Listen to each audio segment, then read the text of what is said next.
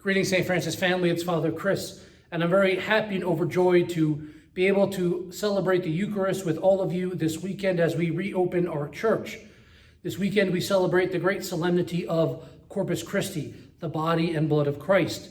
What an appropriate and wonderful celebration to return to church and celebrate, where we who have so long desired to receive our Lord in the Blessed Sacrament might return again to the altar of the Lord to worship in praise in our liturgy.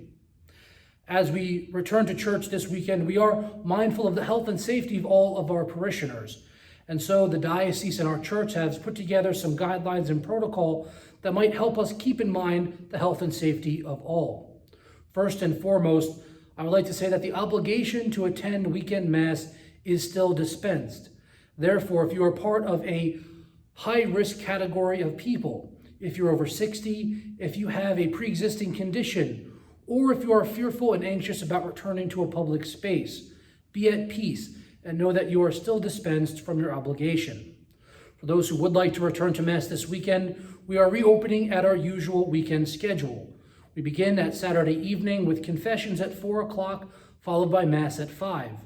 We are asking at this time, if possible, to leave this 5 p.m. Mass for those who are high risk but would still like to return to church.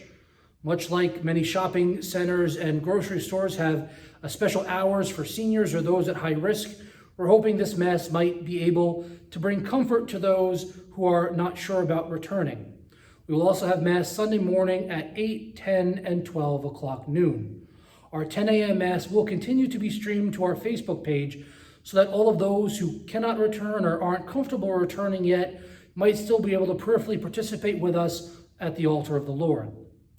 As we return to church, there are certain guidelines again that have been put in place. This short video will go over a few of those guidelines to help us understand how we will be returning to church. There will be a more exhaustive list on our website, our Facebook page, and in the email you've hopefully received.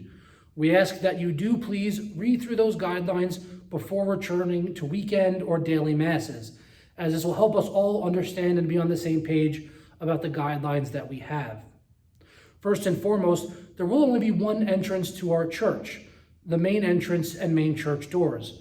Therefore, we are asking that parishioners please not to park in the lower lot, as you will not be able to enter the church via the social hall.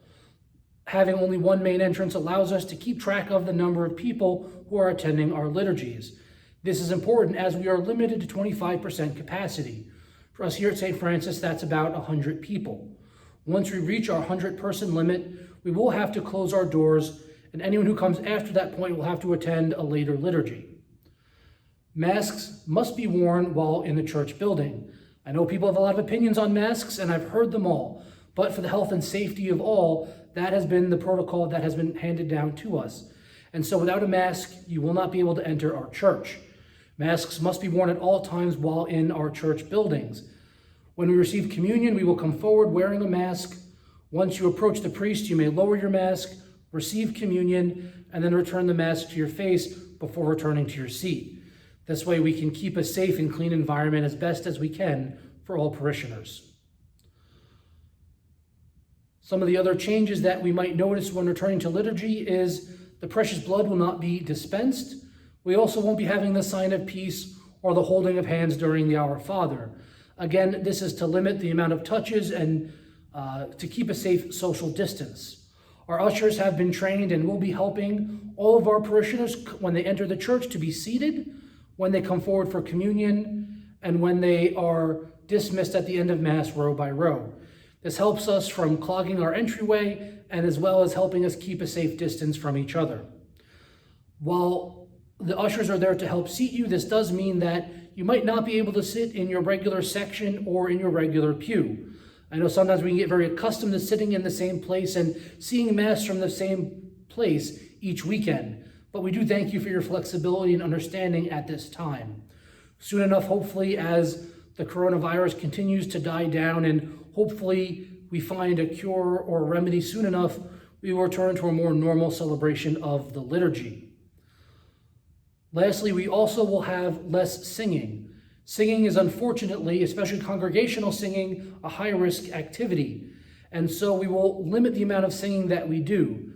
That means many of the prayers and responses that we usually sing at Mass will be recited. And many of the songs that we usually sing at different times of the Mass will be only sung by the cantor. This will help us have some music at the liturgy, but at the same time help discourage congregational singing, again for the health and safety of all people. At this time, Mass will be first come, first served. If we find the need, we will find some sort of reservation system, but at this time we are going to do it first come and first served. The doors to the church will open 20 minutes before Mass on Sundays. This gives us time to clean and sanitize the church in between Masses. This also means that at the end of Mass, while we don't want to rush anyone, we ask that you please be aware that we do need to wash and clean the whole church. And so we ask that you not socialize here at church, especially since we need to keep our limit and our social distance. And so while Father Chris, I'll be in the back of church to say hi to everyone. We won't be able to shake hands or give a hug, and we'll be able to just say hi and hopefully soon enough be able to return to more normal social interactions. This might make church seem a little different. It might seem a little less friendly.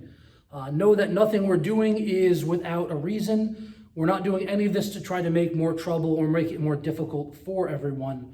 Rather, we're trying to care for and help protect the safety and health of all, given the guidelines that we must follow. And what this really helps us focus on is the real reason we come to church. The community is wonderful and important. It's such an integral part of how we experience our life in the church. Our preferences when it comes to the liturgy in terms of music are important. They help us enter into and receive from God many graces and spiritual gifts that help us enter into the liturgy. But really, we come to Mass to worship God. And so whether there's lots of singing or no singing, whether we're in our regular seat or maybe somewhere a few feet away, whether we're socially close or socially distant, God is with us, and God is who we can gather again at the Mass to worship and adore. And we're able to receive that great gift of the Eucharist that nourishes and feeds our souls. And so as we return to Mass this weekend, we give thanks to God for this great gift that we can again receive and participate in. We continue to pray for the health and safety for all who might be dealing with the coronavirus, those who are treating and helping those who are ill, those who might be isolated or alone, and those who are continuing to carry out their daily duties and work. I look forward to being with you and praying with you this weekend, and may God bless you, and may we all be gathered together again as we seek to celebrate the Eucharist.